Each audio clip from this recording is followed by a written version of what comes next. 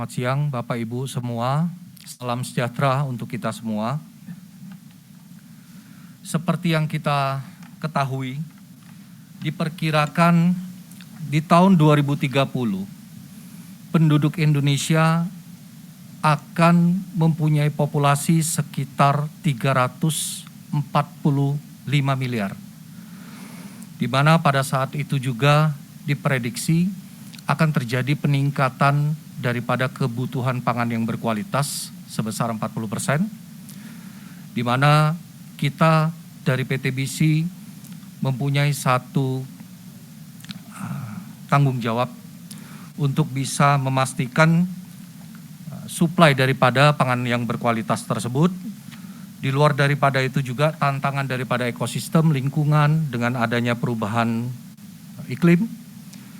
Setiap tahunnya juga diperkirakan sekitar hampir 150.000 sampai 200.000 hektar dari lahan penanaman pertanian berkurang karena beralih fungsi menjadi lahan pemukiman ataupun industri. Tentunya kita semua harus bisa menyadari menggunakan semua sumber daya alam dengan bijak. Dari semua tantangan yang ada ini Bapak Ibu semua, kami sejalan dengan apa yang menjadi visi dan misi daripada perusahaan, kami tetap berkomitmen untuk mengembangkan semua varietas-varietas yang unggul, benih-benih yang mempunyai produktivitas yang bagus untuk mensupport para petani dan juga menghasilkan produk-produk daripada agrochemical, pestisida terutama, untuk juga membantu petani untuk mempunyai satu produktivitas yang baik, di mana ketahanan terhadap hama dan penyakit daripada tanaman yang dipelihara itu bisa terjaga dengan baik. Di sini juga kami tampilkan ada data dari Food Security Index per provinsi yang sumbernya dari BPS di tahun 2020, di mana Bapak Ibu bisa saksikan, bisa dilihat untuk beberapa area yang hijaunya cukup terang, itu adalah area-area yang dari sisi produksi pangannya cukup baik, ada yang hijau muda, tetapi untuk sebagian besar area timur, di mana warnanya itu sudah berubah menjadi warna merah kehitaman, di situ terjadi banyak sekali hal yang harus kita siasati ke depannya, di mana area-area tersebut terjadi banyak sekali kelangkaan daripada suplai pangan, produksi, di mana curah hujan tidak sebanyak di daerah-daerah yang di sebelah barat. Lalu kami sendiri dari PTBC, Bapak Ibu, teman-teman semua, adalah salah satu produsen benih hibrida, terutama untuk benih jagung dan padi, termasuk juga benih-benih hortikultura. Di luar daripada itu juga kami mempunyai satu lini usaha untuk agrochemical, agrokimia, yang memproduksi pestisida dan juga pupuk-pupuk non-subsidi. BC sendiri didirikan oleh Charon Pokpan Group di tahun 1983 dan kami sudah beroperasi sekitar 39 tahun sampai saat ini, dan kami go public di tahun 2007 Bapak Ibu semua. BC sendiri mempunyai satu komitmen untuk mengembangkan teknologi pertanian, karena kami adalah perusahaan yang berbasis bioscience, di mana dalam untuk mengembangkan satu varietas, kami menggunakan bioteknologi untuk membantu conventional breeding, di mana dalam rangka bioteknologi tersebut, kami mengharapkan bisa mempercepat waktu untuk menghasilkan satu varietas yang unggul, di mana dari sisi percepatan waktu dan juga akurasi, sehingga varietas unggul yang kami rakit, yang kami hasilkan bisa sesuai dengan harapan dengan berbagai ketinggian yang ada di seluruh wilayah Indonesia, berikut juga dengan berbagai tantangan dari hama penyakit yang ada di seluruh wilayah Indonesia. Saat ini kami punya para peneliti, karena kami anggap para peneliti adalah kami punya aset. Perusahaan mempunyai saat ini 104 orang peneliti yang terdiri dari 8 doktor dan juga 15 master. Saat ini kami juga tetap melakukan program beasiswa untuk para peneliti kami, tentunya dalam rangka untuk meningkatkan skala kompetensi dari para peneliti kami. Di lain daripada itu, untuk skala global, kami tetap juga untuk meningkatkan skala penelitian, kami melakukan kerjasama dengan institusi pertanian yang terkemuka di dunia, yang salah satunya adalah dari Iowa State University. Saat ini dari lahan research R&D yang tersebar di seluruh Indonesia, kami mempunyai 9 lokasi dengan luasan sekitar 175 hektar yang terdiri dari berbagai altitude, dataran tinggi, dataran rendah, menengah, tentunya dengan juga berbagai tantangan yang ada di masing-masing wilayah, supaya varietas-varietas benih yang kami rakit ke depannya juga memang bisa sesuai dengan kebutuhan para petani yang ada di seluruh Indonesia. Selanjutnya, ini adalah proporsi penjualan di tahun 2021, di mana untuk divisi benih jagung kita membukukan angka 42%, untuk pestisida 45%, untuk divisi hortikultura 11%, dan sisanya adalah produk-produk di luar daripada 3 produk utama tersebut. Lalu ini adalah market share kita untuk benih jagung, saat ini sekitar 48%, untuk agrochemical 9,5%, dan untuk benih hortikultura adalah 28%. Tantangan di 2021, Bapak Ibu, rekan-rekan semua, memang pandemi yang dimulai di tahun 2022 awal mempengaruhi semua sektor industri, tidak terkecuali sektor pertanian yang kami geluti. Tapi tentunya kita melihat dengan kondisi saat ini, pandemi sudah lebih baik daripada yang sebelumnya. Nah, dari tahun 2021 yang lalu juga, dengan berbagai kondisi global ekonomi, kami mengalami satu tantangan yang cukup berat, di mana harga bahan baku daripada pestisida, salah satu pestisida yaitu herbisida, itu naiknya sangat signifikan. Hampir 300% untuk 2 jenis bahan baku. Tapi ketika kami mencoba untuk mengatur kembali secara internal, kami bisa melewati itu untuk tahun 2021.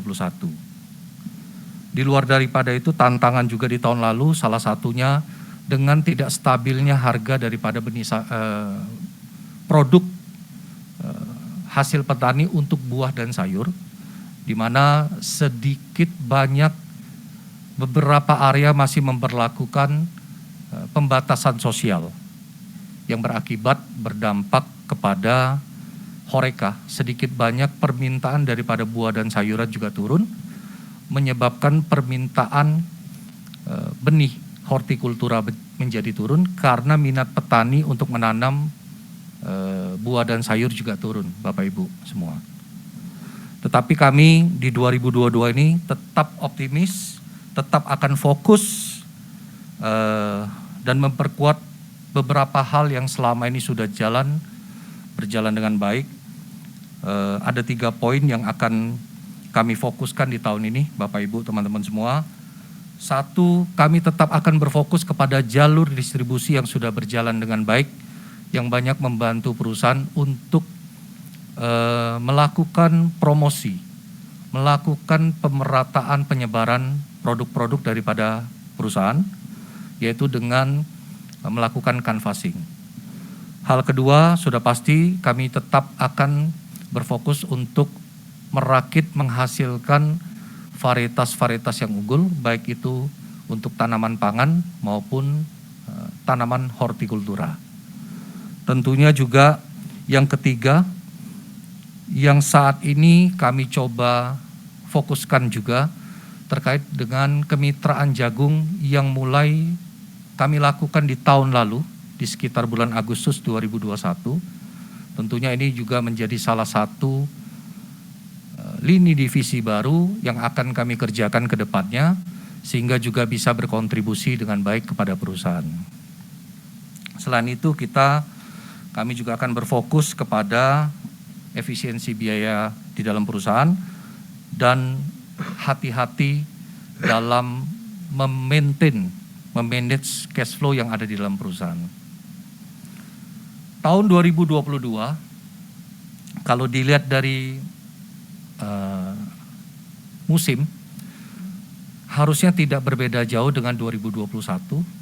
Terjadi La Nina, kemarau basah. Sampai saat ini mungkin kita semua tahu, Bapak Ibu, rekan-rekan semua, masih ada hujan walaupun sudah di bulan Mei. Nah, tentunya ini juga memberikan satu sinyal yang positif kepada industri pertanian, di mana musim tanam ketika masih ada hujan, di daerah-daerah tak ada hujan juga masih bisa melakukan penanaman. Dari sisi kebijakan pemerintah, saya rasa juga sampai saat ini tidak ada perubahan, tetap kontrol terhadap harga daripada tanaman pangan, baik itu padi maupun jagung, tetap terkawal dengan baik. Dari sisi nilai tukar rupiah terhadap US dollar juga kita mengharapkan tetap bisa stabil di angka 14.000 sekian.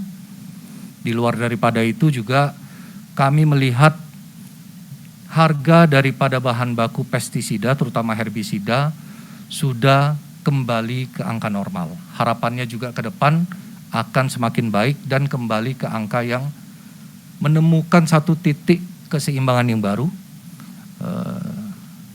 di dalam perusahaan kami. Selain itu, produk-produk baru tetap kami akan kembangkan, tentunya dengan produktivitas yang lebih baik dan juga ketahanan terhadap hama penyakit, Bapak Ibu, rekan-rekan semua. Ini adalah angka 2021 dibandingkan 2022. Dari sisi revenue, perseroan meningkat naik sekitar 11%, di mana kalau kita lihat bersama bottom line-nya, net profit after tax kita tumbuh sebesar 38% dari 275,6 miliar menjadi 380,9.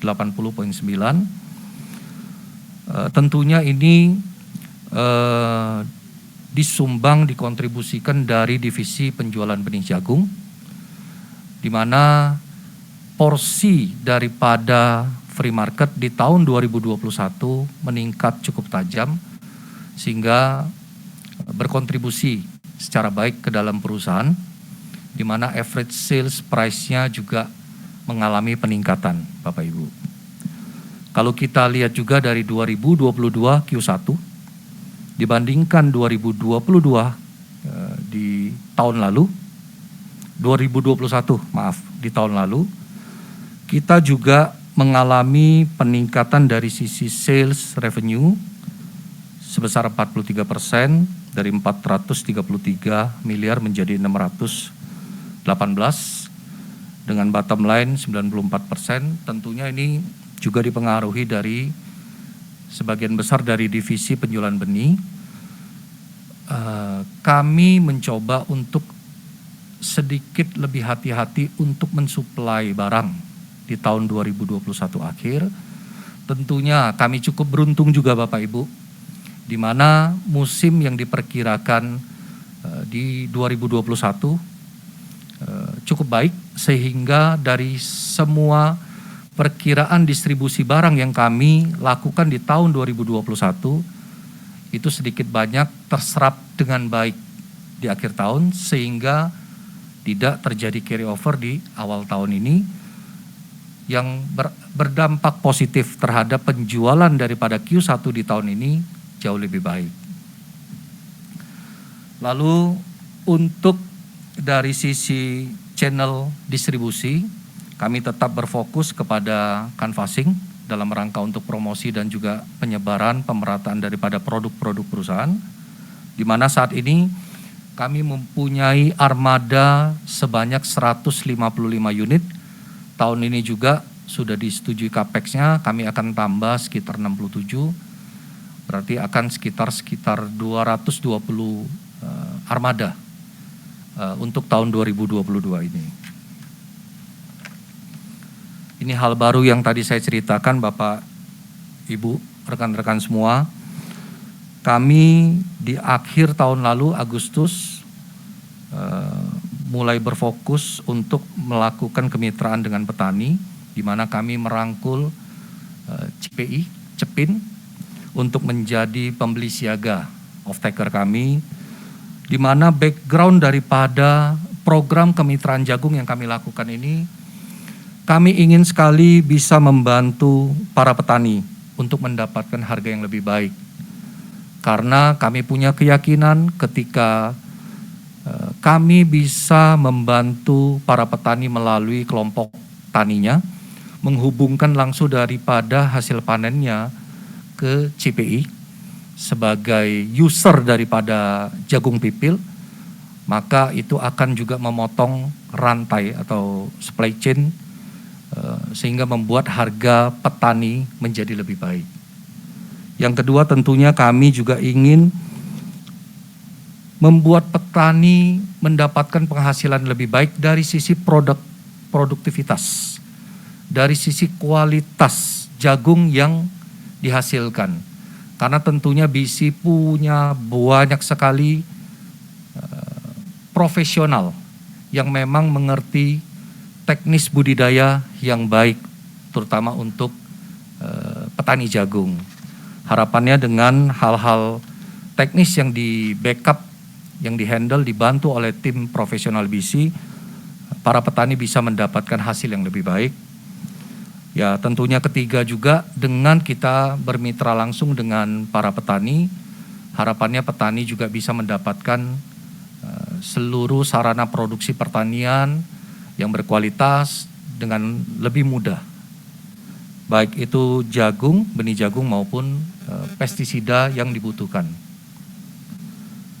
Yang keempat, ya salah satu tujuan kami untuk melakukan kemitraan ini yaitu untuk memastikan bahwa sister company kami, Cepin, itu juga bisa mendapatkan suplai jagung dengan kuantitas yang dibutuhkan, tentunya dengan kualitas yang juga baik Bapak Ibu semua. Ini adalah skema di mana kemitraan yang kami lakukan saat ini ada 3 bagian, di mana BC, Bapak Ibu bisa lihat di slide presentasi saya, menyediakan benih dan juga produk-produk supporting lainnya seperti pestisida di luar daripada pupuk, karena memang BC tidak mempunyai pupuk yang non subsidi ya. Lalu dari BC juga akan melakukan supervisi, melakukan bantuan teknis kepada para petani dari proses penanaman awal sampai kepada proses pasca panen. Di sini kami menyediakan mesin, tetapi akan dikelola oleh para kelompok tani, Bapak Ibu. Yang kedua, di sini ada kontrak grower. Kontrak grower ini adalah kelompok tani yang selama ini menghandle beberapa petani, mungkin kisarannya sekitar 50 sampai 70 petani di dalam satu kelompok tani.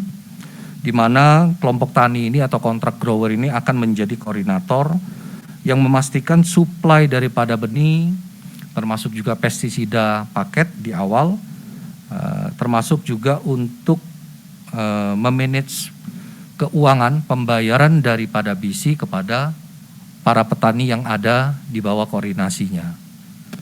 Selain daripada itu juga kontrak grower akan memanage, mengatur penggunaan daripada mesin pipil yang disediakan oleh perusahaan dalam rangka untuk membantu pasca panen daripada para petani.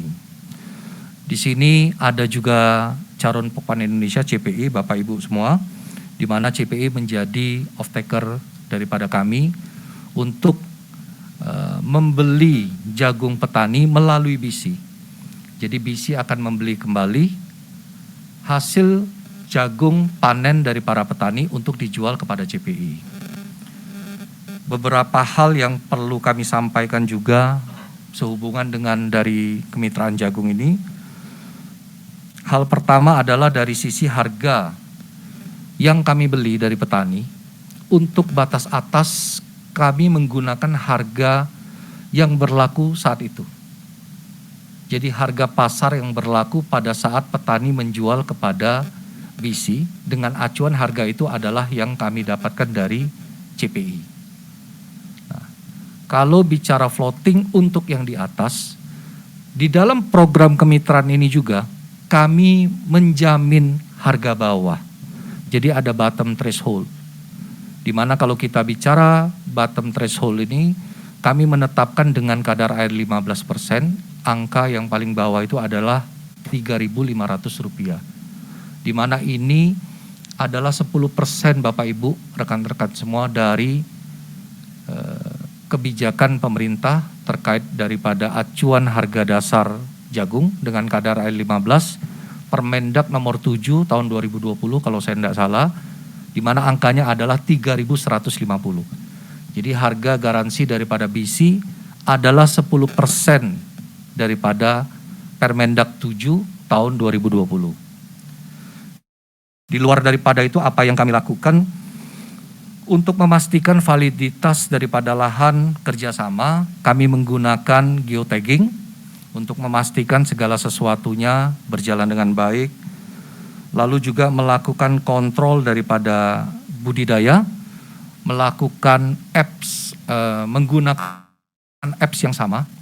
Saat ini kami mengembangkan apps yang namanya FAMS, Field Activity Management System, dan juga reporting, pelaporan daripada kerjasama dengan petani jagung ini akan juga dihandle, dikawal oleh aplikasi yang sama Bapak Ibu. Jadi sebagai kesimpulan akhir, kami dari perseroan perusahaan optimis untuk tahun 2022 ini, di mana sama-sama kita tahu dari sisi populasi, dari sisi kebutuhan terhadap pangan yang berkualitas, tahun ke tahun akan naik. Di mana ini akan menjadi satu trigger yang baik untuk kebutuhan pangan, akan menimbulkan satu permintaan yang meningkat yang baik dari sisi peternakan. Peternakan berhubungan dengan industri pakan ternak, di mana jagung menjadi salah satu bahan baku yang sangat signifikan untuk industri pakan ternak. Di luar daripada itu, sudah pasti kami tetap akan melakukan research, melakukan perakitan varietas-varietas yang unggul ke depannya, baik itu untuk benih jagung, padi maupun benih-benih hortikultura. Sudah pasti juga dari sisi agrochemical pestisida, terutama untuk crop-crop utama seperti padi dan jagung, kami tetap akan mengembangkan produk-produk yang bisa membantu para petani untuk menangani kendala hama penyakit. Di luar daripada itu juga target di tahun ini untuk kemitraan jagung, kami berharap juga bisa memberikan kontribusi yang baik kepada perusahaan. Di luar daripada itu, pada akhirnya kami juga akan tetap melakukan pengontrolan terhadap biaya, efisiensi biaya yang seharusnya Bapak Ibu teman-teman semua. Jadi dengan harapan apa yang coba kami paparkan sore hari ini bisa memberikan satu gambaran kepada Bapak Ibu semua terkait apa yang menjadi langkah-langkah daripada perseroan untuk tahun ini di tahun 2022. Sekian, terima kasih.